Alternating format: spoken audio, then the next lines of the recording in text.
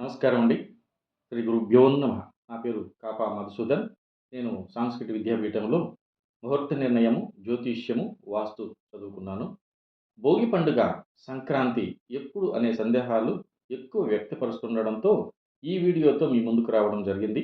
సాధారణంగా ఉదయాత్పూర్వం, ఉదయ సంధ్య, మధ్యాహ్నం, అపరాహ్నం, ప్రదోష సంధ్య, రాత్రిగా దినగణన చూస్తుంటాం. సంక్రాంతి పుణ్యకాల నిర్ణయం, శాస్త్ర సారాంశం, ధర్మగ్రంథాల ప్రకారం సంక్రాంతికి సమీపంగా ఉండే కాలమే అత్యంత పుణ్యకాలం.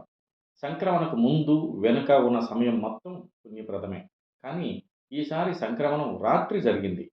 తిరుమల తిరుపతి దేవస్థానముల పంచాంగం మరియు శ్రీ శ్రీశైల దేవస్థాన ఆస్థాన సిద్ధాంతి పండిత డాక్టర్ గుట్టి వీరభద్ర దైవజ్ఞ గారి గంటల పంచాంగం ప్రకారం తిరుపతి కాలమానానికి సూర్యుడు 14/1/2026న బుధవారం రాత్రి గంటలు 9:11 ఉత్తరాషాఢ నక్షత్రం మకర రాశిలో ప్రవేశిస్తున్నట్లు, ప్రవేశాత్తర దినే అంటే రాత్రిపూట సూర్య సంక్రమణం జరిగింది కనుక ఆనాటి మరునాడు 15/1/2026న పగలు ఉత్తరాయణ పుణ్యకాలం సంక్రాంతి పండుగగాను, 14/1/2026న భోగి పండుగ, భోగి తేరు, సర్వ ఏకాదశిగా పేర్కొనడం జరిగింది.